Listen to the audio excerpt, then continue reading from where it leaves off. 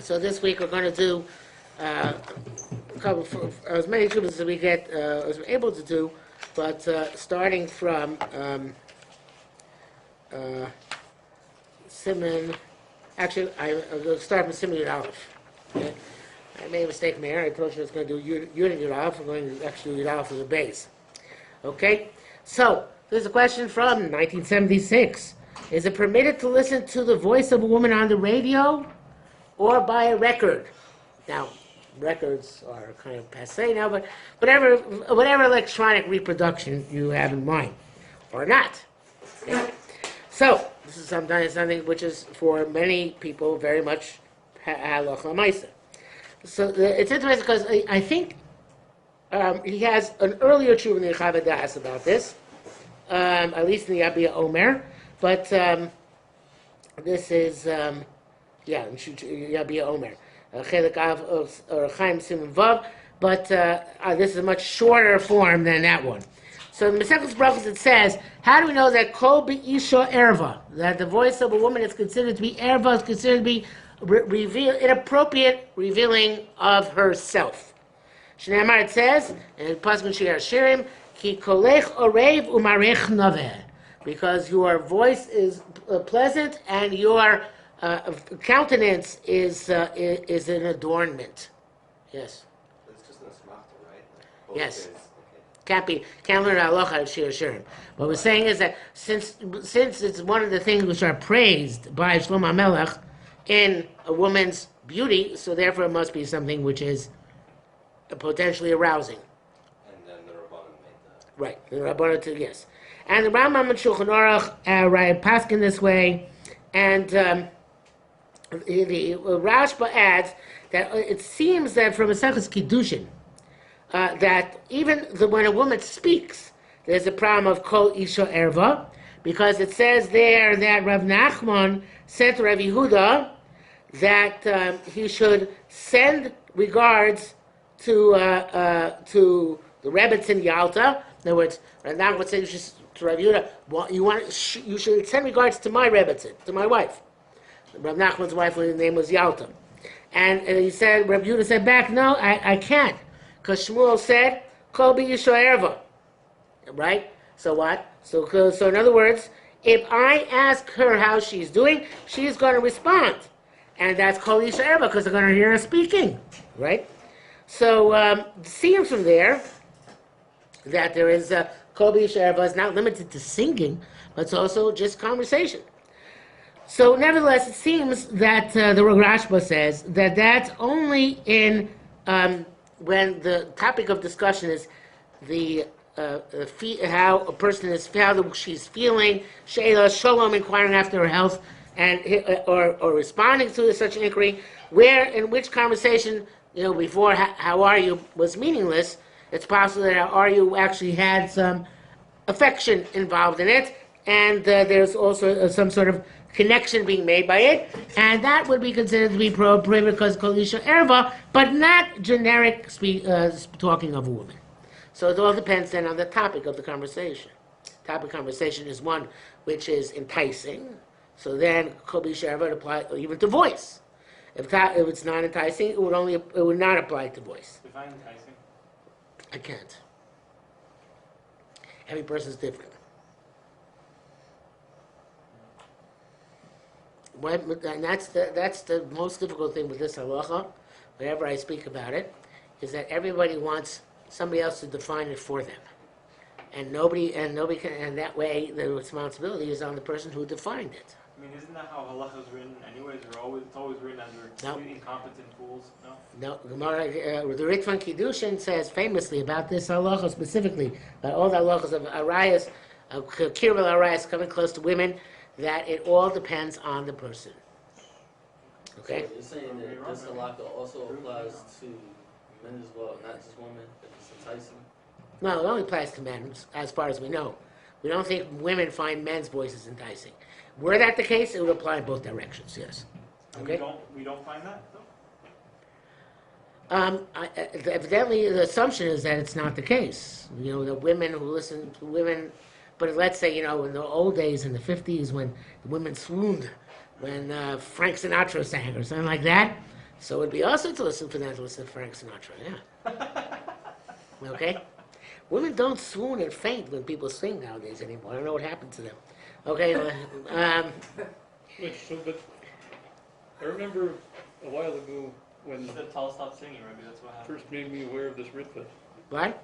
This is a very dangerous ritva. What is dangerous? We live dangerously in this world. Like, but so how do we gauge this? We gauge it only by being honest with ourselves. Okay. Probably one Which, of the hardest things to do ever. absolutely, yes. Extremely, extremely difficult. Okay, so this brought down halacha in various different places that generic speech is okay. Now, it's possible, however, to say, even though the house forbids singing, and that seems to indicate in the pasuk Shir Shirim, Ki kolech arev, your voice is pleasant. It sounds like it's something when she's trying to make her voice pleasant at time of singing. So even though they forbade to listen to a woman singing, it's possible it is only when you see her. Because the Gemara says in Sanhedrin that the Yetzer Hara cannot take control of a person unless it can see the object of its desire. Okay? So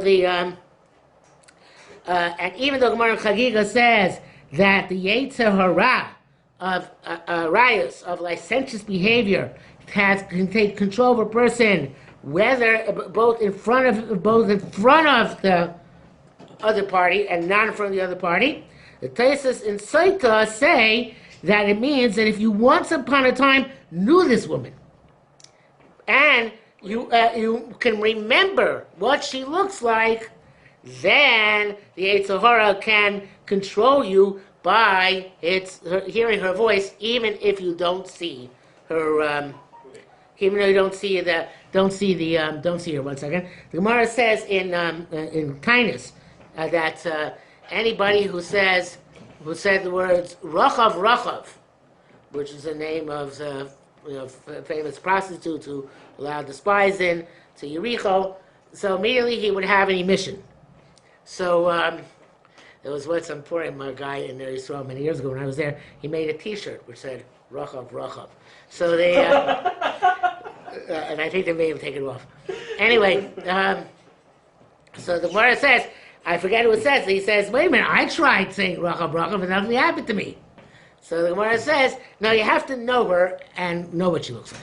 But it's anybody who remembered Rachav and said Rachav Rachav, they would immediately have an emission. Okay? So but if you don't know what she looks like, when you hear her voice on the radio or through a record phonograph or through a cassette player, Chazal did not forbid this. And then he brings down here for the Maram Shik. It says that which Chazal, Maram Shik was an Achron in the 19th century, that which Chazal forbade hearing a woman's voice when she responds to your inquiry as to how she's doing. It's because it is a manner of affection and a connection, and that's only when you see her face, right? And it says in Megillah, Rachav, they used to have an emission when they used to say her name. Yoel, when they used to hear her voice. But that's only if you know and recognize her. But if you do not see her face and do not recognize her, there's no problem whatsoever. Yeah. Okay, 2 questions depending. The second is depending on how you answer the first. First question: when you say knew her, do you mean appropriate knew her or inappropriate knew her? No, appropriate. Appropriate. You've seen her. You've seen her. Okay. Okay. Like just dressed, yes? Okay. Second question. To have, in that case, to have seen her, does that mean one time you saw her? Or it means she is presently in front of you? If you can remember what she looks like. If you can remember what she looks like. Yeah. Let's go on. Okay. He said that now he brings an interesting thing. which is in parentheses, again from the Maram Shik, that why is the world not so careful about Kol Isha? Evidently, back in the Maram Shik's time, which is the late 1800s, people were not so careful about it. In reference to singing or speaking? Singing. He says that, I don't know, maybe speaking also. You're right. I have no way of knowing. He says it's like, Tosis says in Kiddushin, Daf Pei Beis, that where it says you're not supposed to make use of a woman, that we rely on that which Shmuel said there in the Gemara, that as long as you're doing L'Shem Shamayim, it's okay. And he cites this Ritva, which Meir said was a dangerous Ritva, and which the Ramah brings down in Even Ezer. And another Achron I'm not familiar with, who's the Imrei David, says that we can prove that it's permissible to hear the voice of a woman when you don't see her and you don't recognize her, from that which it says in Maseches Nedarim, that Bar Kapara said to the daughter of Yuna Nasi, tomorrow I'm going to drink wine with watching your father dance and hearing your mother sing. Okay? So it's difficult, right? How can you listen to the mother sing? So must be they didn't know her personally, and she was singing and making music in another house, another room, and the Eitzorah doesn't apply to that which you cannot say. You bring out a similar Gemara Avodah Zarah. The Gemara Avodah Zarah says that if you're not allowed to, back then, they didn't have photographs, and they weren't as jaded as we are today. So that As who? jaded. Oh. Jaded means accustomed to bad stuff going on. So you have your hands up. What? Okay, let me just finish the thought. So it says that you're not allowed to look at the colored garments of a woman, even if they're just hanging on the clothesline, because they're going to be arousing. So the Gemara says there too, it's only if you know her and recognize her, and when you see her colored garments, you're going to be thinking of her. Yeah. What is this dangerous ritva? The dangerous ritva says, I can't check it up because I'm using my phone. Otherwise I look it up in Sfaria. I could grab it. Ask for on my phone. What? Yeah, Sfaria? Okay,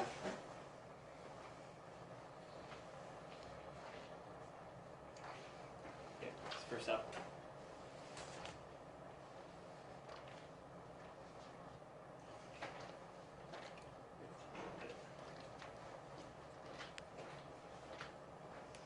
It's like your best friend ever.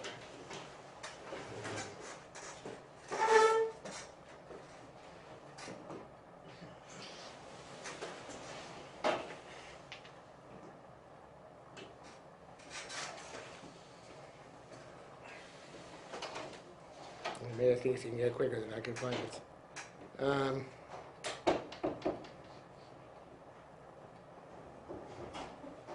Well, he's smart because the Ritva evidently did not make its way yet into Sfaria.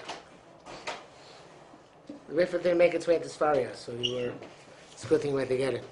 Okay? So, it's all conspiracies, So this famous Ritva, or infamous Ritva, depending on your perspective.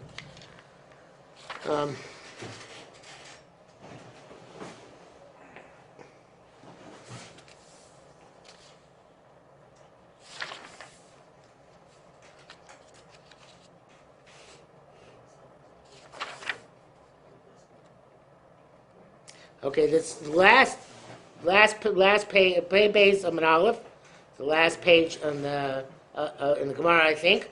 So the last page in the Ritva, it says Hakol L'fi Das Shamayim. Everything has to do with how things, the intent of Shamayim, and the way the Rav Ovadia brought down here, and the way we have it is Hakol L'Shem Shamayim. Everything has to be for the sake of heaven. And Ritva says V'chein Hilchasa. This is the halacha. Everything goes by that which a person recognizes in himself. If it's appropriate for him to make a distancing, in other words, put up a barrier, because if it's Yetzirah, he should make one. And such a person, such a person should not look even the colored garments of a woman. But If you know by yourself, Sheyitzro Nichna, that Yetzirah is subordinate, the kafuflo, and subjugated to you, Ve'maletina Cloud does not bring it doesn't bring up any mud inside you. Muto istakel daber ima erva, that you're allowed to look and to talk with for women who's forbidden to you. Lishol b'shlom eshes ish, and to inquire as to the health of a married woman who's married to somebody else, obviously. And that is why we find that Rabbi Yochanan would sit at the gates of the mikveh, even though he would see the women coming up naked, and was not concerned with the Yetzer Hara because he did not feel that he had any. He did not feel his Yetzer Hara. Whoa. How do you get there? How do you get to be Rabbi Yochanan? Yeah, gotta learn that one. Yeah, okay, I don't know. It's a good question. Because he wasn't concerned with the Yetzer Hara, and also Rabbi Ami, that he was accompanied by the maidservants of the emperor's house. And said there were several rabbis who we saw used to have deep, meaningful conversations with non-Jewish noble women. And Rav Ovadia Bar Ava, it says in Ksubas that he would take the collar on his shoulders at a chasna and dance with her, and he wasn't concerned about inappropriate thoughts, like for the reason we mentioned that for him, he said there, Gemara says that they asked him how this person, he said, Damia like a korah. It's just like carrying a beam as far as I'm concerned. Beam, a piece of wood. Right, we took the collar on the shoulders. But then the Ritva, of course, has a caveat. Says, one should not be lenient in this. Only if you're a very pious person who knows his Yetzer Hara well. And not all Talmidei Chacham can trust their Yetzer Haras. Like we see in there in Kedushin, even to the Maisa, with all the stories that was brought down there, when people made distance themselves even from their close relatives, and because they were afraid of what would happen. And it says, Ashim Yishugover al Yitzro. Praiseworthy is a person who overcomes the Yetzer Hara, V'amolov u'menasa b'Torah, and his toil and his craft is in Torah. Shedivrei Torah omdino adam yalduso, because Torah helps you in your youth. And this is a quote from the last mission Kedushin, and gives him hope for his old age. Okay, so that is the end of the that's the end of the Ritva. So the Ritva say the dangerous part of the Ritva is that you can say everybody is allowed to gauge for themselves what is considered to be appropriate and inappropriate for them. That sounds like, I mean, like, for example, the case of the rabbi with the Kala, like, isn't it like... The rabbi with what? With the Kala. I mean, isn't it at least their Rabbanan? No. Here over there? No. Why not? Because the rabbis never made such a gzera. They didn't make it back then? No. When did year? they make it? There is no gzera in the year. It's just assumed to be the derech chiba. Wait, say what? See him. Define derech chiba. What? I can't. I can't. It's just assumed that No, but I mean, what does the term mean? derech chiba means in a manner of affection. And things that are, in a matter of fact, are derisive. Yeah, right. There's no real Rabbanan in this. Now, by a nida there is. By nida there are specific Rabbanans because we're afraid with the person's wife, even though she's because she's permitted permitted part of the time and forbidden other times. So therefore we have tremendous chumras. I mean, single girls are mostly need. No, but it's only your own wife. Oh, your own wife. Right. In other Yeah, words, only applies to your way. yeah. No, well. No? You're not now out to relations with a single girl because she's a nida. That's true, but they did not make decree the harchakos of nida, the distancing, which you have to take with your own wife in the case of generic nida. But in general, like if someone else is like someone that is not your wife, right, is in nida, there's not a problem with touching them. There's a problem with touching them There is. if it's if it's their chiba, if it's in an affectionate way. Yeah, No. It's not. no, there wouldn't be a problem. No problem. I'm not sure what are you referring to. I don't know. Just, for example, a woman is going to give you a handshake. Okay, so right. Listen, obviously we have a term for this not cut and dry prohibition because men become, although I don't think they should become, men become gynecologists, right, and obstetricians, and it's not usher according to halacha. So everything is relative to the time and place, and Hatzalah doesn't allow women into its ranks of EMTs. So therefore, anytime a woman has a problem, emergency, it's going to be a man from Hatzalah who treats her. So obviously there are, other heterim of Vidite Torah, the person who's involved in his work, in his profession, which in this case is to be an emergency medical technician, and we assume that he has, he asserts by default that he has no Yetzer Hara in such a situation. Okay? So, going further. And he brings down from Tshuva's base shiurim that you can listen to the woman's voice through a phonograph record if you don't know what she looks like. And he brings down from other poskim like this. Then he brings down somebody who, obviously, there's always going to be a difference of opinion. So he brings down from a Rabbi Eliezer Deitch in the Shas Tshuva's Priest Sadeh, who was asked if you're allowed to listen to a woman on a phonograph, and he forbade. And so too did Rabbi Avraham Yaakov Naiman. See, only Rav Ovadia knows all these sources. And he brings down a bunch of other sources about this, which I guess we'll skip over. But he says that, because it just says, this one and that one, that one. He says that his conclusion is that the Iker Halacha, the primary Halacha, is like the Achronim who permit listening to a woman over the radio, because, and he says, this goes back to something that Neil said before, Kol Isha Erva is only a Drabanon, the Pasuk is only an Asmachta, and therefore, when you have a suffix Rabbanan, you can be lenient. Since there's a suffix Rabbanan, whether Kol Isha Erva applies when you don't know her or not, so it's a suffix because the post came on both sides. So whenever you have an issue like that, you can be lenient. And he brings down a bunch of sources on this, and there is what he says, a person who's lenient, Bistamecha Achronim Sheitiru, relying on Achronim were permitted this, Yesh Lo Malismoch, he has upon which to rely. Now, then he throws in a caveat, like Rich one says that's only by holy songs, which are being sung out of a simcha of a mitzvah, and a place where there is Yiras Hashem, because the songs are about holy things. There you can have the rejoicing. The way he puts the pasuk is bringing but songs which are secular, specifically he says romantic songs, it's clear that it's forbidden to listen to them, whether it's the voice of a man or the voice of a woman. In other words, that is independent of who's doing the singing.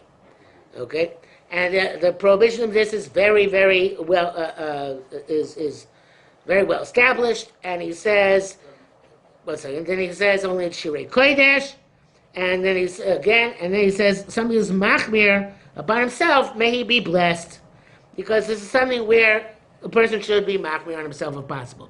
Now, it's important to note, which is that generally speaking, the poskim are very opposed to secular music. Very opposed to secular music, and they're opposed for two reasons. One is because of the sexual nature of the music, and the other is because of Zeichel Churban. Because the Gemara really says in Gittin that one should not listen to music in our day and age because of the Churban Beis Hamikdash. And Moshe Feinstein, as Rambam says, and Rambam passes that way, and he says the only people who should be listening to music are people who are in deep depression. Mora Shchora. So everyone in this room. Right, that's the answer which we rely on. Right, everybody today is deeply depressed. So the Moshe Feinstein was machmir on generic music, again because of Zeichel Churban. if you go to Yerushalayim to a chasna, the old Yerushalmis, they don't have music at the chasna. They only bang on drums because they're churban. Yeah. Many Muslims in Catholic, they always bang on pots. They don't have instruments. No instruments? Okay. So I guess they observe it outside Yerushalayim as well. Okay, so that's the first Jew, which I wanted to say. See with you tonight. Wait, but why? The voice has an electronic representation of the voice. Why Doesn't are matter. you calling that a voice? Doesn't matter, because it has to do with what's going to be enticing, and a high fidelity electronic reproduction is enticing independently of whether it's a voice for other matters of halacha or not a voice for other matters of halacha. That's Rav Ovadia Yosef at least. There are some people who say that, even if you see her, if she's singing on a microphone, it's okay because it's not her voice. It's difficult to accept that position. Well, like shofar. But shofar is a mitzvah. This has to do with It's an avera. Avera, right? But that's the point. In other words, it's a different type of parameter. What? They're right here. A shofar, you can't, according to most person, you can't fulfill through the telephone or through a microphone, right? Right. So one could argue, well, okay, so kol Isha shouldn't be a problem if it's over a microphone. But they're not the same thing. Because the mitzvah of shofar is to hear the sound of the shofar. The prohibition on kol Isha is that you shouldn't have lustful thoughts. So to hear the sound of shofar means you have to hear the sound itself. To have lustful thoughts, a person's able to do that even if it's through a microphone. Yeah. I guess the combo is can you fulfill the mitzvah from hearing the shofar from a woman blowing it? It's okay, that would be okay. You're allowed to hear a woman play an instrument. I know, it's like a vocal instrument. Yeah, but I don't think it's a problem. So wait, so how do we allow music nowadays? If you say I thought, like you said before, we're all depressed. People today cannot exist without music because that's the norm in society. So therefore, we say, okay, there's another principle involved also, which is the Gemara says about today as of when? Today, as of the time when electronic music proliferated. Say before that, they're always like violins and weddings. Right, so that's a simcha shel mitzvah. Oh, so for a mitzvah you said. Yeah, it's okay. So worry about it. One second, let me just make one more. There's a Gemara which says that, and this is also relevant to this, which says that, metaphorically, mutav shiyochli so basar tmusos shchutos vayochlu basar tmusos nevelos. It's better for the Jews to eat meat of a dead animal which has been slaughtered, even though the slaughtering was not appropriate, than to eat meat of a dead animal which has been killed by means other than slaughter. In other words, sometimes we have to bend the rules, because that's the reality. So at least let's bend the rules in ways which are more appropriate than ways which are less appropriate. So we know that people are going to listen to music anyway. So at least let's try and make it that they only listen to the type of music which you want them to listen to. Yeah. Very. EDM all day long. I don't know. You can use that logic to go much further. I thought it was a dangerous thing. They But want anyway, to take it as far as they can. yes. So that's a straight halakha that we're not supposed to listen to music unless we're depressed. No. Nowadays we rely on other opinions, which show that you can listen to music as long as it's something which is not, which is appropriate and not inappropriate. So, By the way, most of you haven't heard this from me, or maybe Mayor has, but whenever I speak to kids and adults about why non-Jewish music is forbidden, I say it has very little to do with the lyrics. The lyrics are not the issue. It's the melody or the beat which is the problem. And therefore, putting Jewish words to non-Jewish songs doesn't make them kosher.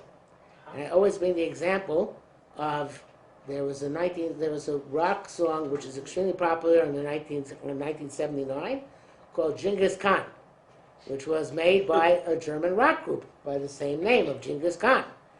And it has a very catchy tune. and but it's kind of inappropriate lyrics about Genghis Khan. Several years later, you can see on YouTube the comparisons. Mordechai ben David adopted that tune and used it for a song called Yidden, right? And you can see that tune on your YouTube also.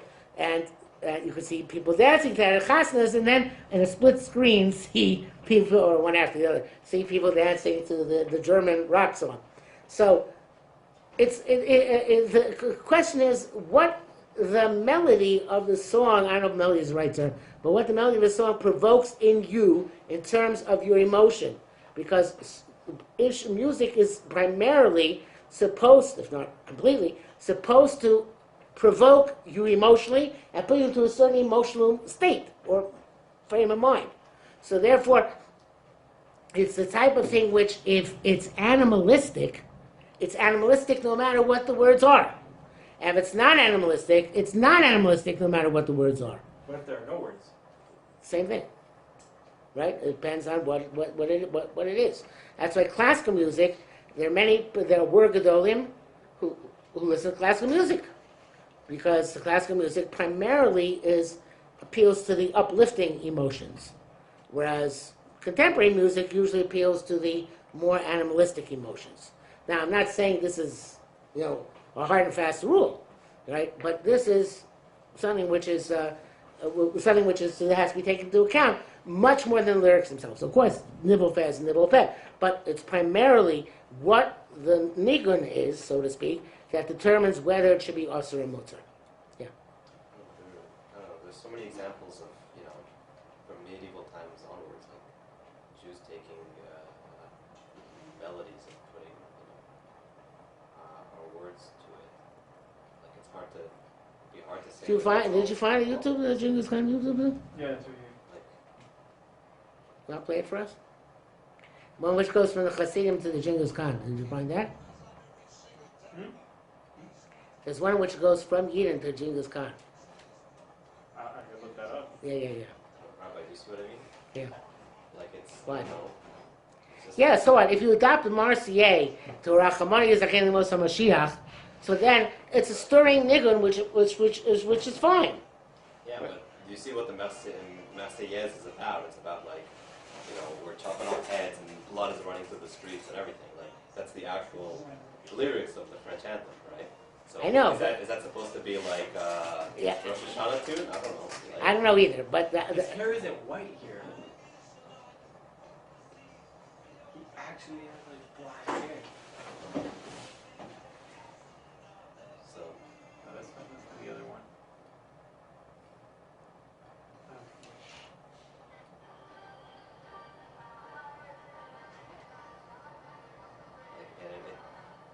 and Okay. it's also like people don't do it nowadays. But I'm saying even before nowadays they didn't. It was an issue. It wasn't. You don't have people. Music didn't have the same purpose that it has today. People had music at like Yeah, fun but events. they didn't dance. The evidence is the way people dance. If people dance, do you think dance to classical music and then gyrate with gyrations and lewd body movements like they do to contemporary music? Right, but there's always classical music is more of a high art. I'm saying say a Hungarian folk song or something, right? Like those were constantly taken by klezmer bands. Yeah, okay, fine. It's not a problem. But those were like it was whatever Hungarians used to mix dance or whatever. Or saying just not so much different from today.